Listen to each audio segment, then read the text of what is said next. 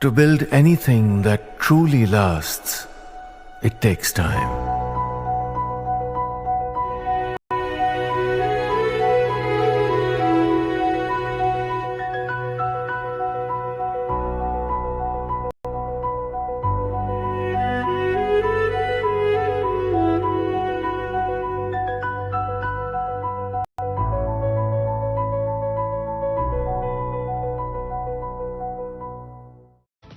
Well, viewers, a fine drizzle has hung over the foothills all day as it coats the deodar trees in mist, leaving the paved mountain roads slick and gleaming. As one of the most influential spiritual figures in the world, the Dalai Lama turns 90 today. On the 17th of March, 1959, the 14th Dalai Lama fled Tibet to escape Chinese persecution, and the Himalayan town in India of Dharamshala has become his home in exile, and today he celebrates his 90th birthday. It's a very, very important milestone.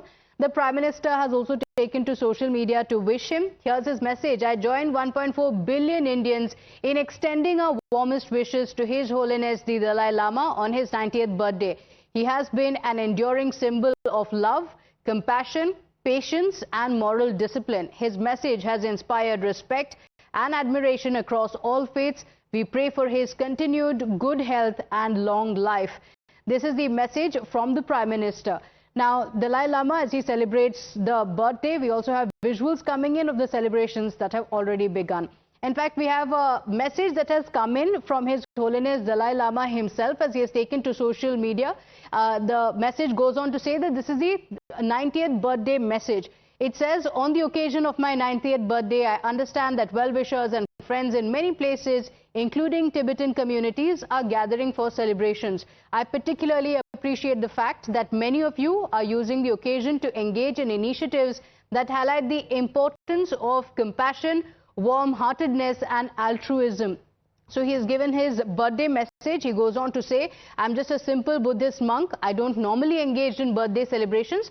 However, since you are organizing events focused on my birthday, I wish to share some thoughts. While it is important to work for material development, it is vital to focus on achieving peace of mind. So on his birthday, His Holiness the Dalai Lama has spoken about peace of mind, going on to say that peace of mind and achieving that through cultivating a good heart and by being compassionate, not just toward near and dear ones, but toward everyone. And through this, you will contribute to making the world a better place. Going on to say, as for myself, I will continue to focus on my commitment of promoting human values, religious harmony, drawing attention to the ancient Indian wisdom, which explains the workings of mind and emotions, and Tibetan culture and heritage, which has so much potential to contribute to the world through its emphasis on peace of mind and compassion.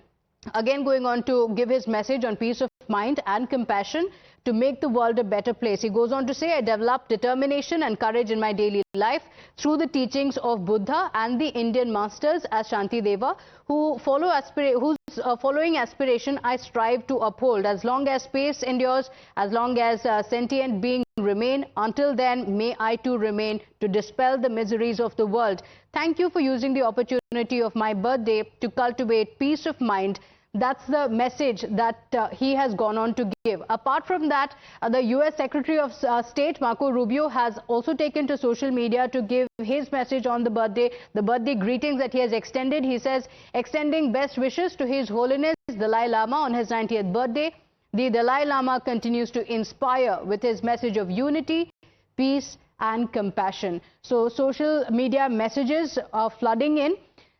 My colleague Shinjoy Chaudhary is joining us on the broadcast with the details of why this birthday is very, very significant, because an important message or announcement could come in from His Holiness the Dalai Lama. Shinjoy, the Prime Minister, the US Secretary of State extending wishes to the Dalai Lama on the 90th birthday. But today could be very, very crucial with the announcement of the next Dalai Lama to be made.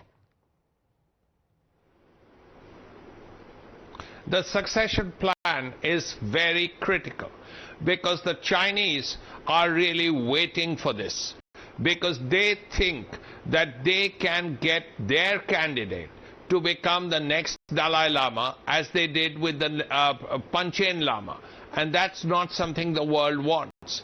The Dalai Lama himself has said that I will have no successor. And that is keeping in mind the fact that he knows and he fears that the Chinese Communist Party may take advantage of this. When I had spoken with him just some time ago, this was clearly on his mind, and he said that it is entirely possible that his successor may not have been born in Tibet, could be born anywhere else, could be born in India, could be born in any other part of the world. So there is no guarantee where his successor will be born. So there are other things which are very, very intricate here. But the important point is a political battle could be fought about his succession. And that is what the Dalai Lama himself is very careful about and is very concerned about. Because he believes that if his successor if the Chinese suddenly find his successor, find is in quote unquote, they may try to destroy this entire edifice of Tibetan civilization. Okay. That is his fear, that is his concern. Okay, all right. Srinjoy, do stay with us. So today could be very, very significant because that announcement could come in. The celebrations are going on. The Dalai Lama has also given his message of peace of mind to the world. In fact, the Dalai Lama isn't just a spiritual leader. He's a symbolic head of the Tibetan struggle, the global face of Buddhist peace, and a Nobel laureate who has been living in exile in India since 1959. The current Dalai Lama, the 14th in his lineage, is 89 years old, and the world is now looking to the future. The question is, who will succeed him? In Tibetan Buddhism, succession is not appointed. It is believed to be a rebirth or a reincarnation, which means that the next Dalai Lama is identified through a spiritual sign. There are rituals in place. There are processes that are conducted by the Dalai Lama's own trust, which is called the Gaden Phodrang Institution. So let's tell you how this decision could be taken and what are the fears behind it. Now, there are some fears as well on what could happen next. Like Srinjoy was also mentioning, the biggest apprehension being the China quotient, which is that China may install a rival Dalai Lama. Remember, since 1959, the current Dalai Lama has been in the country in exile, and there are fears that now, as a succession plan is being put in place, China may install a rival Dalai Lama, which means that there could be a parallel succession that could split the followers. And remember, China has said that the next Dalai Lama would be born in the country, would be from China. So there are tensions already, and there are worries of a puppet Dalai Lama being backed by China. There are apprehensions that it could risk religious manipulation as well as cultural erosion as well as, of course, splitting the followers as well. Now, let's tell you what is the tradition that is followed. After the Dalai Lama passes away, the search begins, and it is the Tibetan form of government that initiates the search for the successor on who would be the next Dalai Lama. Now, how is it actually decided? How is that decision actually taken?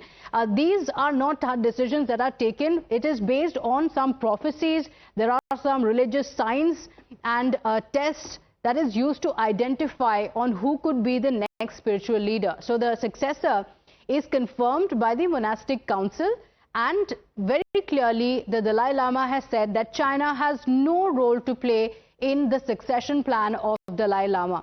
So let's tell you what is the process to choose the next Dalai Lama and why it is very significant. Because the belief for Buddhists is that it is the rebirth of the previous Dalai Lama. So that is the reason why it's a very religious, it's a very deeply rooted decision that is made. In fact, there are several versions of the same on how that decision is taken, including the visions or the dreams, as well as any religious omen that is identified.